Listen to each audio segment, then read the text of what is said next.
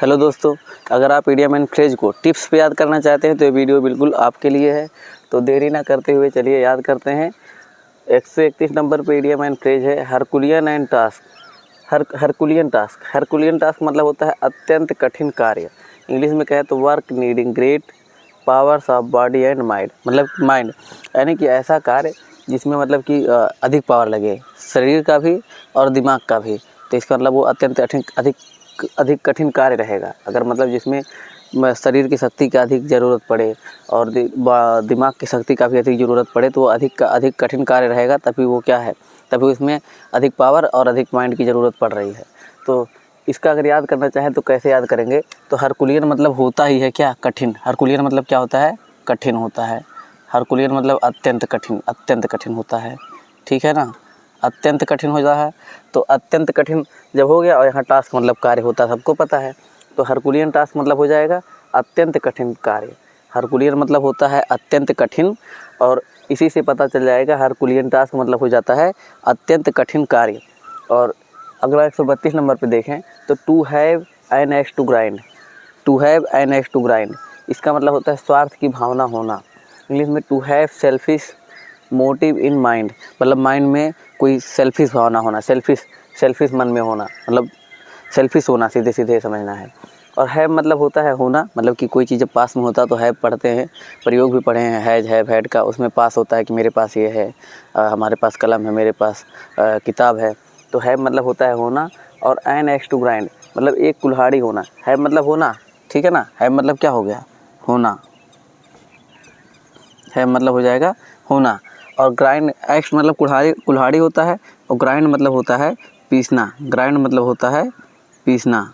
तो हमारा मतलब हो जाएगा ऐसे कि have an axe to grind मतलब क्या हो गया, ऐसा कि मतलब कि मेरे पास ऐसा एक कुल्हाड़ी है और उसको पीसना चाहते हैं। पीसना मतलब यहाँ पे ऐसे लेंगे कि धार देना, धार, कि ग्राइंड को हम लोग पीस के, मतलब कि किसी पे से रख के धार रखते हैं हम लोग ना उसका, कि मतलब जैसे उससे अधिक से अधिक पेड़ काट सके। हम लोग जब उस पर कुल्हाड़ी पे धार रखते हैं तो कुल्हाड़ी में लोहा, जो उसमें जो लोहा रहता है, धार बनते वक्त लोहा कट के निकलता है, मतलब उसका कुल्हाड़ी का नुकसान होता है। उसमें जो लोहा लगा है वो हट जाता है। कुल्हाड़ी में तो धार होता है, लेकिन कुल्हाड़ी के साथ जो लोहा रहता है वो घिस घिस के धीरे ख़त्म होता है। लेकिन हमें घिसने से मतलब नहीं, हमें क्या मतलब रहता है, सिर्फ धार से। धार इसलिए रखते हैं कि जिससे हम लोग अधिक पेड़ काट सके, जो भी चीज़ काटना है हमको अधिक काट सके। तो यानी हम लोगों के अंदर क्या होता है कि इसको धार रख रहे हैं तो ये नहीं सोच रहे हैं कि उसका कोई नुकसान हो रहा है। हमारे अंदर ये स्वार्थ की भावना है कि जब इसमें धार रहेगा तो काम जल्दी ज़्यादा करेगा, सही करेगा, ज़्यादा पेड़ काट सकता है। तो हमारे अंदर स्वार्थ की भावना होती है, इसीलिए उसको हम लोग क्या करते हैं, घिसते हैं, पीसते हैं। तो इसी से हो जाएगा to have an axe to grind, मतलब कि एक कुल्हाड़ी होना जिसको हम लोग क्या कर रहे हैं, घिस रहे हैं। तो याद हो जाएगा स्वार्थ की भावना होना। To have an axe to grind मतलब हो गया स्वार्थ की भावना होना। हार्ट एंड सोल मतलब क्या हो जाएगा, पूरी शक्ति से। तो इंग्लिश में कहे विथ ऑल एनर्जी, मतलब कि पूरी एनर्जी लगा दी है। पूरी शक्ति मतलब विथ ऑल एनर्जी। अगर हमको हिंदी याद है, अगर इससे हार्ट एंड सोल मतलब हिंदी याद है, तो इंग्लिश में कोई जरूरी नहीं कि विथ ऑल एनर्जी ही दिया रहेगा, विथ ऑल पावर, और भी ऐसे अलग अलग दे दिया जाएगा। अगर हम लोग ऐसे रटें, हार्ट एंड सोल मतलब होता है विथ ऑल एनर्जी, बार बार यही सोचें। लेकिन मान लेते हैं कि आया तो हार्ट एंड सोल, लेकिन ऑप्शन में विथ ऑल एनर्जी दिया ही नहीं, तो क्या लगाएंगे हम लोग। इसीलिए मैं इसका हिंदी याद करा रहा हूँ, और जब हिंदी रहेगा तो इंग्लिश में जो भी दिया रहेगा तो हम लोग सेंस पे निकाल लेंगे उसका अर्थ कि होता क्या है। तो हार्ट एंड सोल मतलब क्या हो जाएगा, पूरी शक्ति से। हार्ट एंड सोल मतलब क्या होगा, पूरी शक्ति से। हम लोग कहेंगे उसमें पूरा हृदय, दिल और आत्मा लगा दिया, यानी दिलो जान लगा दिए। तो दिलो जान लगा दिए तो इसका मतलब क्या है, पूरी शक्ति से जो भी कार्य कर रहे हैं पूरी शक्ति से कर रहे हैं। और इंग्लिश में कह देंगे विथ ऑल एनर्जी। तो इसका हम लोग ऐसे पूरी शक्ति से करके विथ ऑल एनर्जी से निकाल सकते हैं कि पूरी शक्ति से आ रहा है, और सेंस में ये भी आ रहा है कि अगर पूरी शक्ति से कर निकालें विथ ऑल एनर्जी तो सेंस में आ जाएगा। विथ ऑल पावर भी होता है, वो भी सही हो जाता है। और भी ऐसे कोई चीज़ें आ रही हैं, तो जब हिंदी रहेगा तो इसका इंग्लिश बनाने में आसान रहेगा। आगे है होल्ड वंस टंग। होल्ड वंस टंग मतलब होता है चुप होना, और इंग्लिश में कहें तो टू बी क्वाइट। तो टंग मतलब सबको पता है क्या होता है, जीभ। टंग मतलब होता है जीभ होता है। और ये होल्ड मतलब क्या होता है, ठहरना या फिर रोकना। कैसे कहते हैं मोबाइल में कि होल्ड कीजिए, अभी होल्ड कीजिए थोड़ी देर, यानी वो लोग ठहरते हैं, थोड़ी देर रुकते हैं ना। तो होल्ड मतलब क्या हो जाता है, ठहरना। और वंस मतलब किसी का, और टंग मतलब जीभ, मतलब किसी का जीभ को रोक लिए, कोई अपना जीभ रोक लिया, कोई अपना जीभ रोका, इसका मतलब क्या है, वो चुप है। क्योंकि बोलता है कोई, किससे बोलता है, जीभ से ही बोलता है। तो कोई अगर अपना जीभ रोक दिया है तो इसका मतलब वो चुप हो गया है। तो होल्ड वंस टंग मतलब हो जाएगा चुप होना। आगे देखें तो in quest of, in quest of मतलब होता है खोज में। इंग्लिश में कहें तो in search of, in search of. तो इसको हम लोग कैसे याद करेंगे, क्वेस्ट ऑफ मतलब होता है ये खोज में। क्वेस्ट ऑफ मतलब क्या होता है, खोज। क्वेस्ट मतलब होता है खोज, और इसमें इन लगाया तो यहाँ में लगा देंगे, क्वेस्ट ऑफ हो गया। इन क्वेस्ट ऑफ मतलब खोज। और अगर मान लेते हैं किसी को क्वेस्ट ऑफ मतलब खोज नहीं आ रहा है, कि क्वेस्ट ऑफ मतलब भी खोज होता है, तो अगर यही शब्द अगर कोई अंग्रेज बोलता है तो क्या कहता है, इन क्वेस्ट ऑफ, यानी इन ख्वेज ऑफ, इन ख्वेज ऑफ। ख्वेज ऑफ अगर बोल रहा है तो इसका मतलब क्या है, खोज, इन खोज, इन खोज। तो खोज मतलब हो गया इन ख्वेज ऑफ, इन ख्वेज ऑफ कहता तो खोज मतलब क्या, खोज में। इसका मतलब हमारा हो जाएगा इन क्वेस्ट ऑफ मतलब क्या हो गया, खोज में। आशा है कि आप लोगों को याद हो गया होगा। और ये जितनी भी कहानी और कल्पना बताया गया है तो उसको आप मन में रखिए, और फिर मैं इसको मिटा के पूछता हूँ तो उम्मीद है एकदम से आप बता देंगे। ठीक है, तो चलिए एक बार पूछते हैं मिटा के पहले।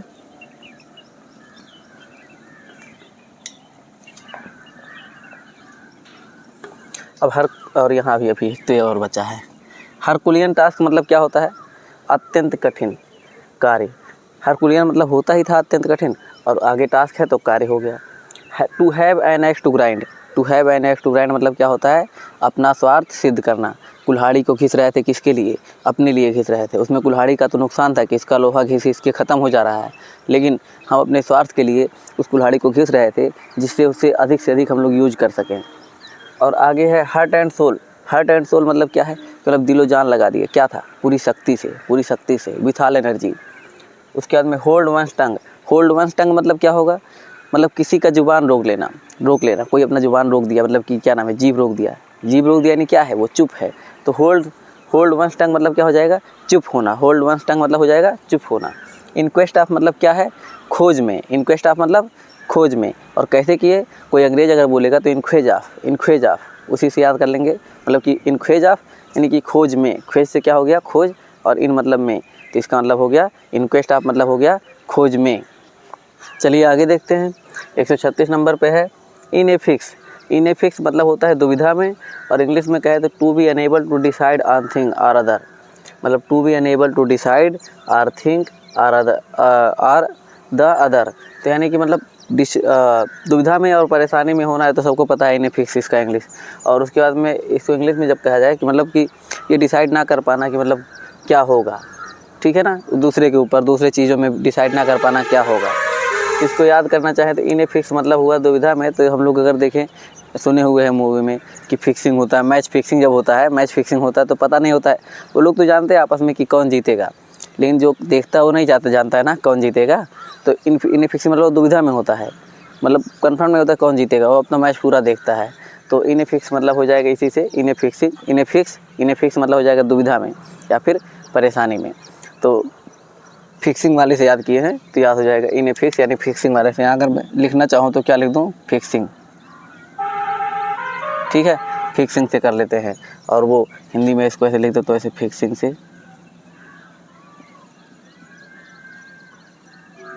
और अगर कहा जाए इनवॉइस, इनवॉइस मतलब क्या होता है, चलन में। इंग्लिश में कहे तो इन प्रैक्टिस, इन प्रैक्टिस। इनवैग मतलब हो जाएगा चलन में, इन प्रैक्टिस। और इसमें इनवैग वैग मतलब होता ही है चलन में, चलन में या फिर प्रचलित। इसका मतलब होता है प्रचलित। अगर कोई चीज़ प्रचलित है तो इसका मतलब वो चलन में है, कोई भी चीज़ प्रचलित है तो इसका मतलब वो चलन में है। तो इसी से याद हो जाएगा इनवेज मतलब हो गया चलन में। आगे हम लोग कहें in favour of. In favour of मतलब क्या होता है, सहमत होना। इंग्लिश में कहेंगे to be in agreement with, to be in agreement with. ठीक है, तो इन फेवर ऑफ तो सुने होंगे कि हम आपके मतलब कहते हुए बहुत लोग ऐसे सुने होंगे कि हम आपके फेवर में हैं, वो उनके फेवर में है। तो फेवर अगर कोई किसी के फेवर में है नहीं, वो उससे सहमत है, तो इन फेवर मतलब हो जाएगा सहमत। और इन फेवर ऑफ मतलब इसी से हो जाएगा, लिंक कर लेंगे कि इन फेवर ऑफ मतलब सहमत होना। कोई किसी से सहमत है, फेवर में कहते हैं हम आपके फेवर में, यानी हम आपसे सहमत हैं। कोई दूसरे से फेवर में है तो यह कहेगा वो दूसरे से सहमत है। यानी इन फेवर ऑफ मतलब हो जाएगा सहमत होना। और इंग्लिश में कहे तो to be in agreement with.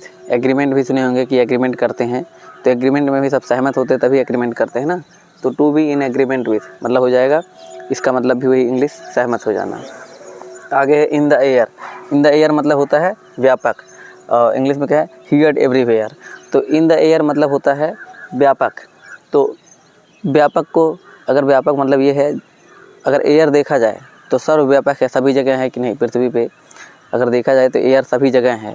तो अगर कोई चीज़ एयर में है, एयर सभी जगह है और कोई एयर में है तो वो भी तो सभी जगह होगा, यानी व्यापक होगा। तो इसी से याद कर लेंगे, इन द एयर मतलब व्यापक, सभी जगह। ये भी क्या हो जाएगा, सभी जगह। एयर सभी जगह होता है कि नहीं, तो उसी से याद कर लेंगे व्यापक। अगर कोई चीज़ सभी जगह है तो वो व्यापक है। इंग्लिश में इसका अगला देखें तो in cold blood. In cold blood मतलब होता है जानबूझकर, निर्दयता पूर्वक, और इंग्लिश में कहेंगे विथ क्रूअल इंटेंट। तो इसको कैसे याद करेंगे, मूवी में देखे होंगे जब कोई पुलिस किसी मुजरिम को पकड़ के लेके आता है तो उसको बर्फ़, कोल्ड मतलब इसमें ले रहे हैं बर्फ़, अगर खूब ठंडा ठंडा पानी पे या फिर बर्फ़ पे उसको लिटाता है और खूब मारता है, और जानबूझकर मारता है कि जिससे वो अपना सच्चाई उगले, जो भी सच उसके मन में रहे, जो भी बात रहे वो सच बताए, ठीक है। तो इसी से याद कर लेंगे, इन कोल्ड ब्लड मतलब इन कोल्ड ब्लड मतलब हो जाएगा जानबूझकर, निर्दयता पूर्वक। तो विथ क्रूअल इंटेंट, इंग्लिश में कहेंगे तो विथ क्रूअल इंटेंट, मतलब कि एकदम निर्दय पूर्वक से मारते हैं, ज़रा सा भी दया नहीं आता है। तो इन कोल्ड ब्लड तो हम लोग वही कहेंगे, बर्फ़ पे लिटा के मारते हैं और जानबूझकर मारते हैं, जानबूझकर निर्दयता पूर्वक मारते हैं। तो लिंक उसी से हो जाएगा कि बर्फ़ पे लिटा के मारना, ठीक है ना, उसी से मूवी के सीन से कि बर्फ़ पर लिटाते हैं, बर्फ़ पे, और ठंडा पानी भी ऊपर मारते हैं। तो लिंक उसी से कर लेंगे, ठीक है। और अगर इस फेवर वाले का लिंक मैं अगर लिखूँ तो फेवर मतलब होता है क्या, सहमत। तो इसी से याद हो गया होगा, आशा है सबको। तो एक बार चलिए मिटा के फिर सुनते हैं।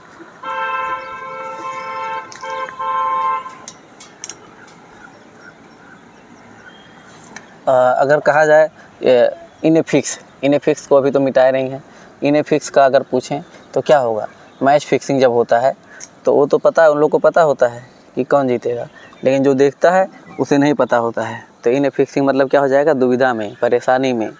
और आगे है इनवेज। इनवेज मतलब क्या था, चलन में। वेज मतलब होता ही था प्रचलन, तो अगर वो प्रचलन है तो इसी से हम लोग याद कर लेंगे चलन में। और आगे है इन favour of. In favour of मतलब क्या था, सहमत होना। तो सहमत होना से कैसे कि फेवर मतलब होता ही है सहमत। तो अगला है in the air. In the air मतलब क्या होता है, व्यापक। अगर हवा सभी जगह है तो अगर कोई चीज़ हवा में है, इन एयर यानी हवा सभी जगह है, और इन द एयर कोई हवा में है तो क्या हो जाएगा, व्यापक होगा। जब कोई हवा में ही है तो वो भी व्यापक होगा। और आगे है in cold blood. In cold blood मतलब क्या हो जाएगा, जानबूझकर, निर्दयता पूर्वक। याद किया गया है, सबका लिंक पीछे है, तो आप लोग देख सकते हैं। और अगर मान लीजिए कोई आपके पास ऐसा कोई इडियम एंड फ्रेज हो जिसका ट्रिक ना बन रहा हो, कोई कल्पना ना हो पा रहा है, तो उसको आप कमेंट में कमेंट कीजिए। और अगर वीडियो अच्छा लगता हो तो लाइक कीजिए, कमेंट कीजिए और सब्सक्राइब कीजिए। तब तक आप लोग स्वस्थ रहिए, व्यस्त रहिए, मस्त रहिए। जय हिंद।